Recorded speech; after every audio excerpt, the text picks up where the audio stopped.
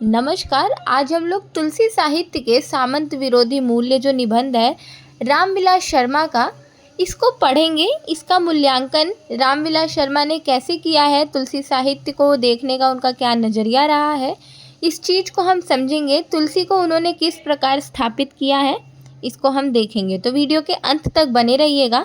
बहुत ही सरलता के साथ मैं ये समझा दूंगी। फिर प्रश्न चाहे कैसे भी घुमा के पूछे, कि पूछ ले सीधा सीधा कि इसका प्रतिपाद्य या मूल बताइए, या पूछ ले कि रामविलास शर्मा ने तुलसी को स्थापित करने के लिए क्या क्या बोला है, कुछ भी आ जाता है, कुछ भी, तो आप उसको लिख सकते हैं। इसलिए वीडियो के अंत तक बने रहिएगा। आशा करती हूँ आपको वीडियो अच्छी लगेगी। तो चलिए हम वीडियो को शुरू करते हैं। सबसे पहले हम प्रस्तावना लिखते हैं। प्रस्तावना में हम लिखेंगे, तुलसी साहित्य के सामंत विरोधी मूल्य निबंध मार्क्सवादी आलोचक और निबंधकार डॉक्टर रामविलास शर्मा ने लिखा है। इस निबंध में डॉक्टर रामविलास शर्मा गोस्वामी तुलसीदास की सामंत विरोधी चेतना और उनके महत्व को स्थापित करते हैं। तुलसीदास की भक्ति और कवि धारा दोनों को स्थापित करते हैं। मतलब यहाँ जो डॉक्टर रामविलास शर्मा हैं वो तुलसी को स्थापित कर रहे हैं। जो तुलसी के ऊपर, बाबा तुलसीदास के ऊपर जो आरोप लगाए जाते हैं कि ये तो ब्राह्मणवादी हैं, इन्होंने सामंत का साथ दिया, इस सब के पीछे वो इसका खंडन करते हुए तुलसी की दशा, दीन दशा बताएंगे। और जो तुलसीदास की सच में भावना थी रामचरितमानस को लिखने की, या उनके जो बाकी रचनाएं हैं उनको लिखने की, उसको बताते हुए तुलसी के बारे में बताएंगे कि नहीं, तुलसी का जो साहित्य है वो सामंत के विरोध में है, उन्होंने सभी जातियों को एक साथ रखा है। तो इसी दृष्टिकोण को इस निबंध में डॉक्टर रामविलास शर्मा स्थापित करेंगे, तुलसी को एक नवीन स्थान प्रदान करेंगे। तो चलिए हम पढ़ते हैं। अब हम इसके मूल विचार को देखते हैं, मतलब डॉक्टर रामविलास शर्मा की इस निबंध में क्या मूल विचारधारा है उसको समझते हैं। तो मुख्यतः हमें यह समझना चाहिए कि दो तरह की विचारधारा के साथ तुलसी साहित्य की आलोचना की गई है। एक विचारधारा तो यह है कि तुलसीदास ने रामचरितमानस लिखकर हिंदुओं की रक्षा की है। ऐसा माना जाता है कि तुलसीदास ने हिंदुओं को इस्लाम के आक्रमण से बचाया।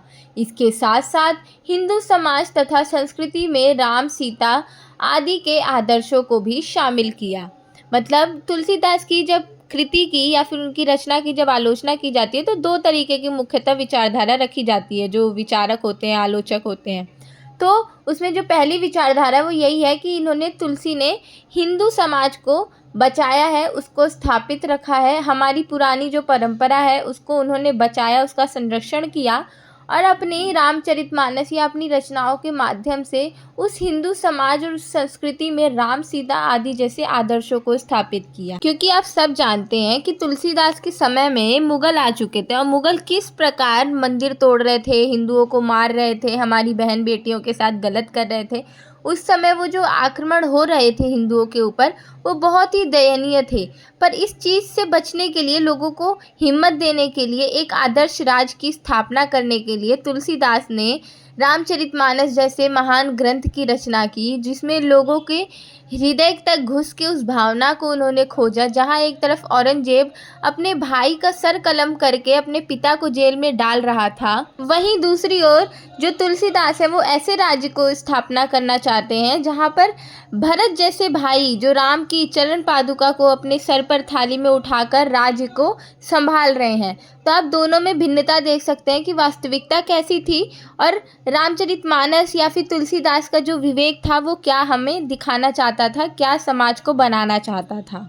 दूसरी विचारधारा यह है कि तुलसीदास ने धर्म को अलग अलग करके केवल ब्राह्मणवाद का समर्थन किया, नारी की पराधीनता को आदर्श माना है तथा जनता को भक्ति का नशा देकर सुला दिया है। तुलसी केवल सामंत के साथ हैं, जातिवाद फैलाते हैं। तो दूसरी विचारधारा तुलसीदास को लेकर ये विचारधारा है, परंतु रामविलास शर्मा ने इसका खंडन करते हुए तुलसीदास को स्थापित किया। उन्होंने बताया है कि नहीं, तुलसीदास ऐसे बिल्कुल नहीं थे, उन्होंने अपनी रचनाओं में ऐसा कुछ भी नहीं किया है। उन्होंने अपने एक आदर्श राज्य की स्थापना की, अपने विवेक के माध्यम से लोगों के अंदर आदर्श भरा है, एक तमीज भरी है, विवेक भरा है कि कैसे हमें एक दूसरे के साथ सदाचार भाव से रहना चाहिए। और स्त्री की बात करें तो उन्होंने, आप जब विनय पत्रिका पढ़ेंगे तो उन्होंने केवल उस स्त्री की निंदा की है जिसका चरित्र शूर्पणखा जैसा है। जो किरदार वहाँ पर उन्होंने दिखा रखा है शूर्पणखा जैसा, केवल उस चरित्र की उन्होंने निंदा की है। उन्होंने सभी नारियों की निंदा नहीं की है। उन्होंने अपनी बहन, अपनी बेटी, अपनी पत्नी को एक देवी के समान समझा है। माता सीता या फिर रावण की जो पत्नी थी, उनके भी उन्होंने आदर्श चरित्र प्रस्तुत किया है। उन्होंने नारी को लेकर एक सम्मानजनक दृष्टिकोण रखा है। उन्होंने कहीं पर भी भेदभाव की भावना नहीं रखी है।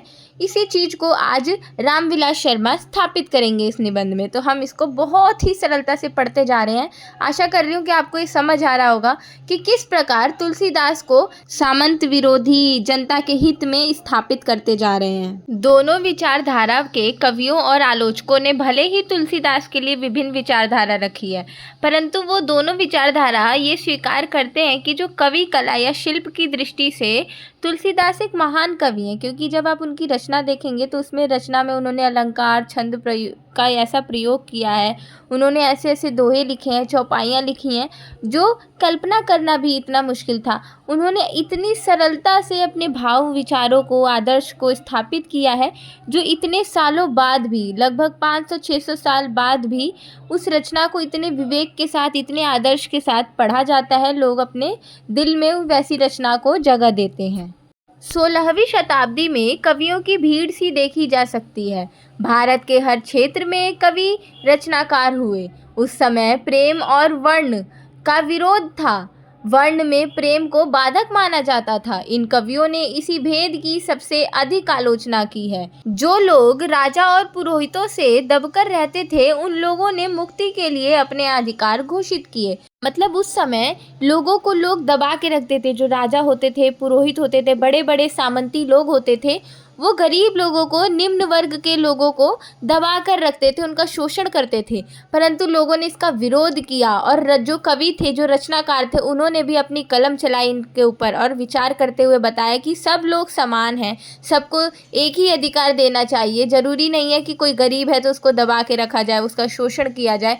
तो इन लोगों ने अपने अधिकार के लिए कुछ मूल्य घोषित कर दिए थे, जो राजा और पुरोहितों को बिल्कुल पसंद नहीं आ रहे थे। इसी भेद की मुक्ति के लिए तुलसीदास ने भी अपनी कलम चलाई थी, परंतु राजा और पुरोहितों को यह बिल्कुल पसंद नहीं आया था। इसलिए उन्होंने तुलसीदास को बहुत सताया था। बाल जीवन से ही इस पीड़ा को तुलसीदास ने सहा था। जैसे जैसे उनकी लोकप्रियता बढ़ी, वैसे वैसे उनका विरोध भी बढ़ता गया। जब लोग उनकी जाति पाति की चर्चा कर उनका मजाक उड़ाते थे, तब तुलसीदास केवल ये कह देते थे कि जो गोत्र मेरे राम का है, वही गोत्र उनके सेवक तुलसीदास का है। मतलब यहाँ आप देख सकते हैं, जब आप उनका इतिहास पढ़ेंगे तो तुलसीदास की माता का उनके जन्म के समय ही मृत्यु हो गया था और तुलसीदास के पिता ने उनको छोड़ दिया था। शायद कोई रीज़न होगा, या तो किसी और से शादी हो गई होगी या कुछ भी रीज़न था, उनको उन्होंने छोड़ दिया था। तो तुलसीदास बाल जीवन से ही अकेले थे। वो दर दर भटक के, भीख मांग के, भिक्षा मांग के अपना भरण पोषण करते थे, जो लोग उनको नहीं देते थे। और जो बड़े बड़े पुरोहित थे, पैसे वाले लोग थे, राजा थे, वो लोग उनको बचपन से ही उनकी निंदा करते थे। उनको बोलते थे, अरे तू किस जाति का है रे, तू तो ब्राह्मण है, तेरे माता पिता नहीं है। ऐसे ऐसे करके बोलते थे कि क्या सबूत है तेरे पास कि तू अपने आप को ऐसे कहता है, वैसे कहता है।